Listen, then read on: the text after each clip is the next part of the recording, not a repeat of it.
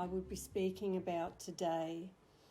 And I was given to go to my bookshelf, which I just cleared out. And as I was going through that process, as I'm sure a lot of you have done over this lockdown, started cleaning out your closets, I came across a book, quite a number of them in the set. I'll try and hold it up for you. It's White Eagle. I don't know if any of you or some of you have heard of White Eagle, but it's Spiritual Unfoldment and it's volume 2. And I said to Spirit, what would you like to start this talk with today? And I opened to page 50. And when I opened to page 50, I started to read through and I thought I might just start today with this because this seems to fit very much perhaps where we are in our lives at this moment in this time. And I'm always guided by Spirit. And it starts with all your positive thoughts. And I thought, well, that can't be bad if we're going to start with our positive thoughts. By this, we mean uplifting, constructive thoughts. By the law of attraction, join great streams of thoughts which are of the white light.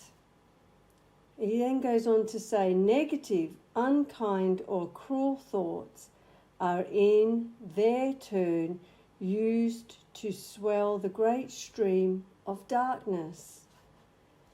Oh, how much unconscious cruelty there is. Thoughtlessness can be caused by much suffering and is therefore a form of cruelty. But on the other hand, your thoughtfulness and kindness, whatever form it takes, is a contribution to that stream of white light upon which humanity is depending for its very existence. You can contribute to it by your thoughts. So you can contribute to that stream of white light by your thoughts. And all that you withhold is robbing humanity of life, of air, if you like. So when you don't give out those beautiful, thoughtful, kind emotions, you're almost denying people around you and the earth of that stream of light.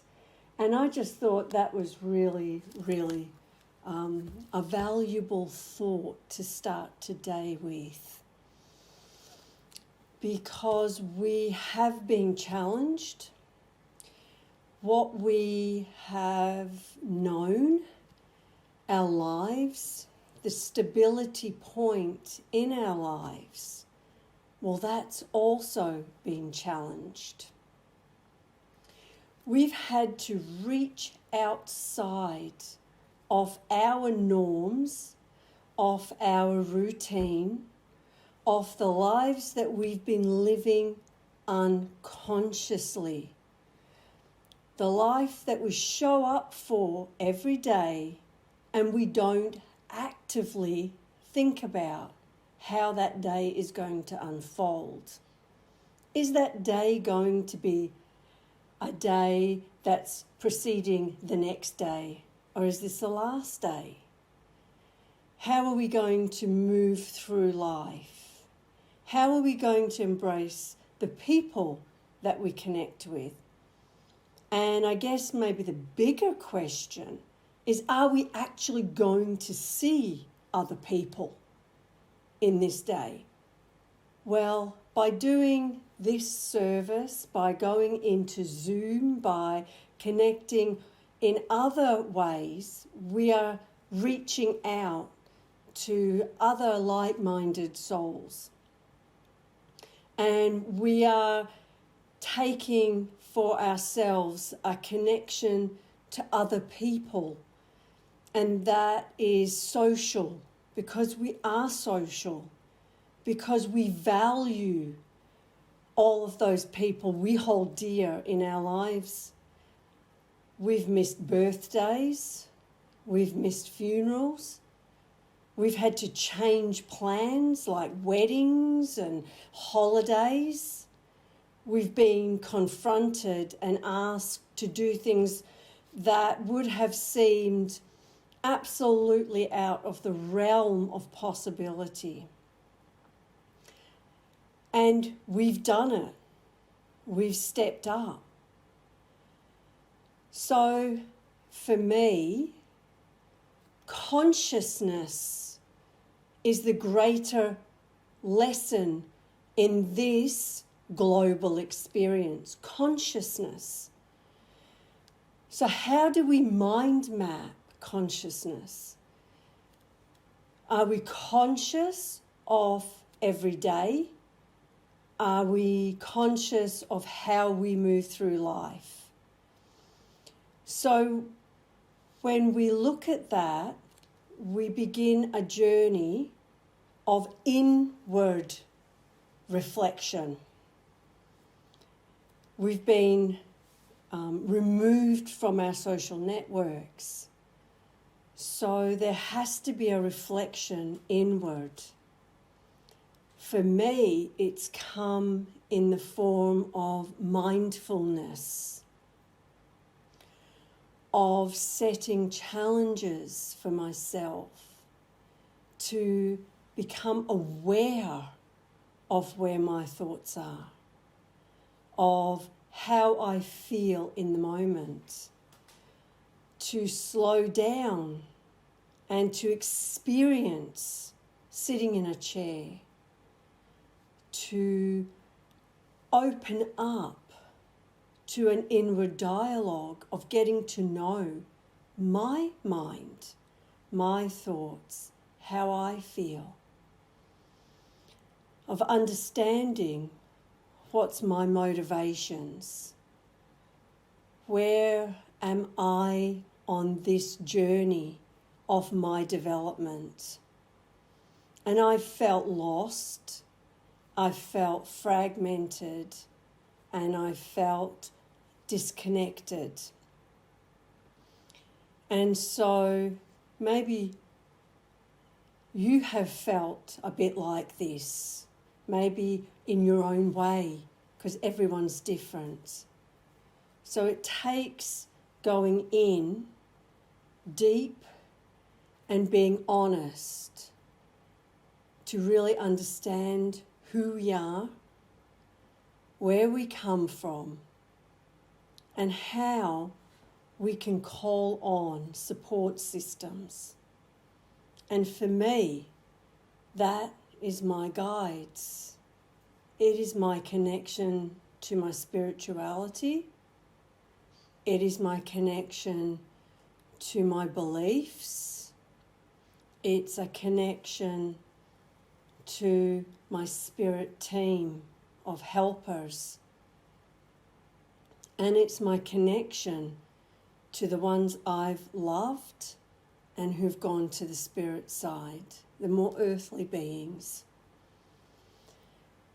And so to reconnect in a very real and tangible way to my guardian spirit, to ask for help, and not to be so busy with everything in my life that I don't sit long enough to even hear the response.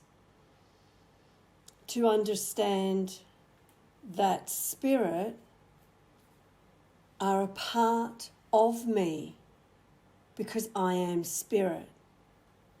So I didn't get born on the earth as I was told by my guardian. I didn't get born into the earth as a separate individual. I was born into the earth as a spirit. I never disconnected from the spirit realm. That spirit channels through me every day and every way. I was blessed when I came into the earth personally, because I came in with literally my twin sister. And together we've walked this earth. The day one of us leaves, the other looks at each other when we discuss this, and we don't know how we will live without the other. We are that connected. But ultimately, she will never leave me. And that was the point of what my guardian spirit, his name is Paul. And how's this for high humour? That's my ex-husband's name. And we did not part on what you would call physical good terms. And so he is a soulmate because he was the key to unlocking the door to my spiritual journey. And so when my guardian spirit finally gave me his name as Paul, I was rather mortified. But he explained it to me in a way that I could understand. And this is what the people in your life bring to you. Spiritual lessons, and the most valuable and the closest spiritual connections will bring you some of the hardest lessons you will ever learn. But you will step forward into your power and you will learn a true spiritual truth. There is no separation between any of us because we are all one. And so to hate someone on the earth plane is really to hate an aspect of yourself. The mirror that the person that you're reflecting those negative feelings, which is where we started with that white eagle part of that unfoldment book, and that passage is about recognizing that we are the creative, the divine spirit of the universe, whom we call God. And that the unity of all created beings lies in the creative divine spirit. And the principles of those are often principles we never truly reach into our own inner sanctuary and understand and unravel. So our thoughts create form. That is so powerful. That means that somewhere before we incarnated and brought our individual spark of the divine into the earth on a personal and global framework, okay, we all collectively agreed upon a global experience called COVID-19. And somewhere, although I cannot even begin to understand what that collective conscious experience is about, there is a learning. So I can only go by my inner reflections. And that is, it has taken my focus off the physical reality I live in. And it has brought me back to a mindful presence of being centered and going within to understand the unconscious element of who I am. Perhaps when we all come out of our forced incubation period, we'll step forward with such an appreciation and a gratitude for the people in our lives. We'll understand that the house you live in, the car you drive, the role you play at work, and the role and the construct of your life external is not what's important. But we're being asked to reshuffle our value system. And the value is in the people that we have in our life, that we're blessed with in our life. Now that's our wealth. Like my sister, my twin, my heart and my soul connection with her. There could be nothing I wouldn't do or I wouldn't show up to be there for her, for my children, for my husband, for my mother. That's my wealth. Because without them, my life means nothing, because that's who I share this experience with and who mean the most to me. And I think when we can reevaluate what we hold dearest, and we can take it away from finances, bank balances, status, and external power systems, we can put our attention, our love, our gratitude into those that we hold the dearest. And that's what makes up our experience in this world.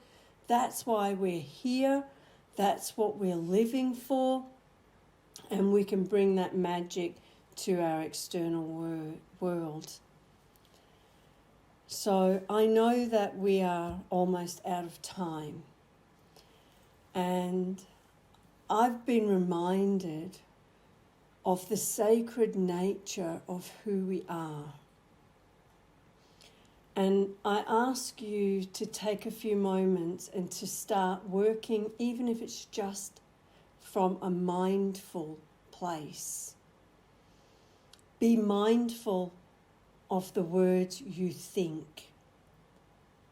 Be mindful of how you speak those words.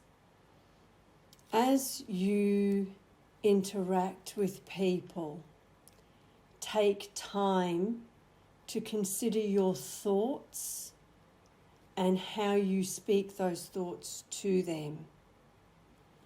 And an act of kindness is an act of healing. Do I have to say what's in my head? Or can I be gracious? Can I choose civility? And can I treat everyone with respect, no matter who they are? From the person who's cleaning the house to the person who runs our country.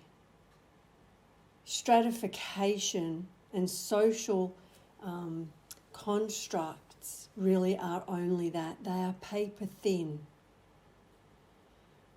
Everyone is valuable. Everyone holds power, and every person is a spiritual being having a physical experience. And every single person and every thought means something to the universe, even if we don't know it. So I'll finish off with this thought from Loving Thoughts for a Perfect Day. Today, I lovingly accept my decisions, knowing I am always free to change. So go and research mindfulness And maybe you can bring that to the people in your life. And I want to thank you all for giving me your attention. I'm humbled and I'm very grateful for this opportunity to share with you a few thoughts that I've had over the last 6 months. Thank you and God bless.